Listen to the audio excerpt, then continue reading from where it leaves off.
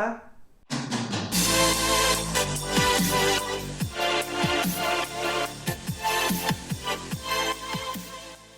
Oh là la famille, c'est Q, j'espère que vous allez bien. Aujourd'hui, on se retrouve pour une nouvelle vidéo. Oui, c'est vendredi soir, j'avais envie de tester ce que ça donnait de faire une vidéo le vendredi soir. Donc c'est une première sur la chaîne, on va voir ce que ça va donner en termes de chiffres, on verra si on continuera plus tard, bref, on s'en fout. Aujourd'hui, on se retrouve pour une petite vidéo d'actualité, j'ai envie de te dire. Comment que je fais Q si j'ai la flemme de sortir mon chien parce qu'on se pèle les... C'est qu'on se les pèle un peu, non? Alors déjà, je t'arrête tout de suite. J'ai envie de te dire, le froid, on s'en fout. Le froid, c'est pas gênant. T'as juste à mettre une... Ça baille fort? T'as juste à mettre 37 couches de vêtements. Tu fous 37 couches de vêtements sur ton dos, t'enroules ton écharpe autour de ta gueule, tu fous une cagoule, tu fous un bonnet par-dessus la cagoule, par-dessus l'écharpe, et on est bien. Tu mets 2 paires de gants, 3 paires de chaussettes bien chaudes, là, en gros moumou, là, adhérent sous le pied, là, et on est bon, voilà. Ah, ça va, là j'ai à peine chaud, un petit peu, mais pas trop non plus, hein, parce que sinon, après, tu transpires, et c'est chiant, quoi. On n'a pas le droit d'avoir la flemme de sortir son chien à cause du froid. Bon, bah, la vidéo est finie, moi, je vous dis à dimanche, parce que oui, on va sortir 3 vidéos cette semaine. Allez, ciao! On est sur la chaîne La Famille Q, je vous dis la vérité depuis le début, et on va continuer à le faire. Oui, on peut avoir la flemme de sortir son chien. Oui, c'est possible, ça peut arriver à tout le monde. Moi-même, j'ai une partie de grosse flemmardite aiguë en moi, et j'ai parfois la flemme de sortir Olive.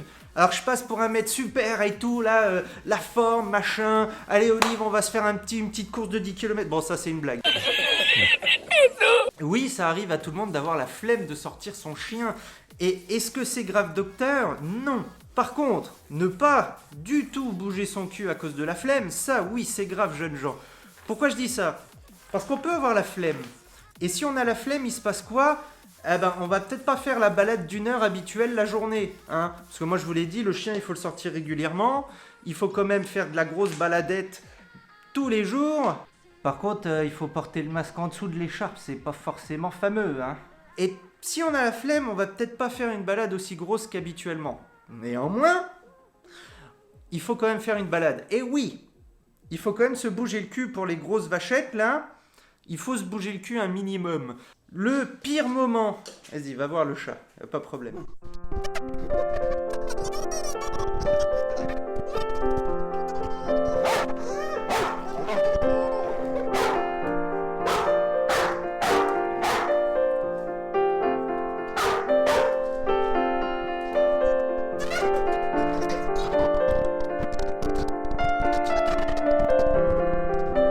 Le pire pour moi, c'est la pluie. Alors moi de base j'aime bien la pluie, j'aime bien me balader sous la pluie, un parapluie et tout, mais quand tu sors ton chien, la pluie ça casse les orteils. On va pas se mentir, sortir son chien sous la pluie avec du vent, c'est un cauchemar. Néanmoins, encore une fois, il faut se bouger là. La flemme peut ne pas avoir de raison aussi, hein. T'as bossé toute la journée, t'es crevé, t'as la flemme de bouger. Mais je suis d'accord, mais il ne faut pas que ça aille trop loin non plus, hein. Parce que tu peux avoir la flemme de sortir ton chien, mais tu dois le sortir quand même. Moi, c'est ce qui se passe avec Olive. Quand on a la flemme, on la sort quand même, mais on va peut-être la sortir moins que d'habitude. Et là, pour le coup, forcément, j'ai des petits conseils, mais ça va pas être une révolution, hein, je suis pas un génie non plus. Ça va être d'occuper son chien. T'as la fatigue physique, j'en parle beaucoup, mais t'as la fatigue mentale aussi. J'en parle beaucoup aussi. J'en parle beaucoup aussi de la fatigue mentale. Eh ben, si t'as la flemme, évidemment la flemme ne doit pas avoir lieu tous les jours non plus, parce que là sinon, je sais pas, prends pas de chien quoi. Tu prends un chat, c'est bien les chats.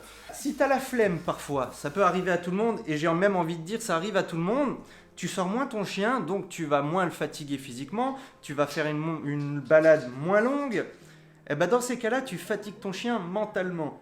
C'est-à-dire que tu fais de l'apprentissage. Tu lui apprends des tours, tu lui apprends des choses, des nouveaux ordres, tu fais des séances d'apprentissage, même sur des ordres qu'il connaît. Et là, tu vas le fatiguer, parce que le doudou, là, quand il réfléchit pendant 1 heure, crois-moi, ça le déglingue, hein. Il n'a pas besoin de faire un semi-marathon pour être fatigué, ton chien, hein. Ah, tu bouges ton cul, toi? Allez, saute. Allez, chope-moi ça, là. Non!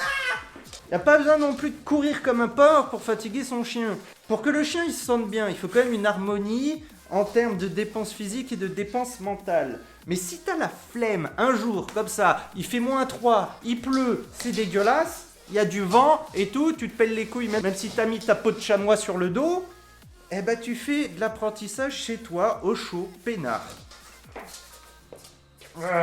Je vous le dis honnêtement, ça nous arrive, alors même qu'on est deux, hein, ça nous arrive d'avoir la flemme tous les deux, et ben dans ces cas-là, tu prends une petite poignée de récompenses, tu les fous dans ta poche, et tu fais de l'apprentissage. Tu fatigues ton chien pour qu'il réfléchisse, là. Tu lui apprends le panté mort, tu fais ce que tu veux, un truc bien compliqué, il va réfléchir, il va se saouler, il va s'exciter, là, il va être tout fou parce qu'il comprend que dalle. Puis bon, au bout d'un moment, de toute façon, il va apprendre, il n'y a pas de secret. Et la vie, c'est pas compliqué. On est chez la famille Q, vous savez, moi je vois l'éducation de manière extrêmement simple. Franchement, c'est vrai que c'est pas compliqué. On se prend surtout la tête pour rien, j'ai envie de te dire. T'es obligé de mettre ton os dans ma chaussure, toi? Oh, pourquoi j'ai une chaussure aussi juste là et pas rangée? Ok, ça va. C'est juste que c'est dur, c'est difficile, parce que ça demande énormément de patience et d'entêtement. Mais par contre, c'est pas très compliqué. Moi, il y a des règles simples à respecter. Le plus compliqué, c'est de les respecter. Mais quand tu mets en place des règles, tu les respectes pour ton chien, mais aussi pour toi. Hein? Aujourd'hui, j'ai la flemme. Je rentre à 19h, je suis claqué du boulot. Je vais faire une petite balade de 20 minutes. Et après, par contre, je vais passer 1h30 avec mon chien, à lui en foutre plein la gueule, à lui apprendre plein de trucs. Et bah, il va être tout aussi content que si t'étais allé courir un semi-marathon. Voilà, je suis désolé. C'est pas compliqué de faire ça. Allez, t'as le droit d'avoir la flemme comme tout le monde, eh ben tu fais autrement. Mais il faut surtout pas se contenter de foutre son chien dans le jardin. Alors ça, pour moi, c'est la pire des choses. Là, se contenter d'ouvrir la porte, la baie vitrée, foutre son chien dans le jardin, ne pas s'en occuper, ne pas jouer avec, ça, c'est pas être flemmard, ça, c'est être un mauvais maître. Et en parlant de mauvais maître, merci à tous d'avoir joué le jeu sur la dernière vidéo là, où je vous ai demandé de me dire en commentaire ce que pour vous c'était un bon maître, voire un mauvais maître. Vous avez vachement bien joué le jeu, on a dépassé les 4000 abonnés, Q, il est content, Doudou, elle en a rien à foutre. J'espère que la vidéo vous a plu. Si c'est le cas, petit pouce bleu des familles. On n'oublie pas de s'abonner si c'est pas encore fait. Moi je vous fais la bise et je vous dis à la prochaine. Ciao. Right side.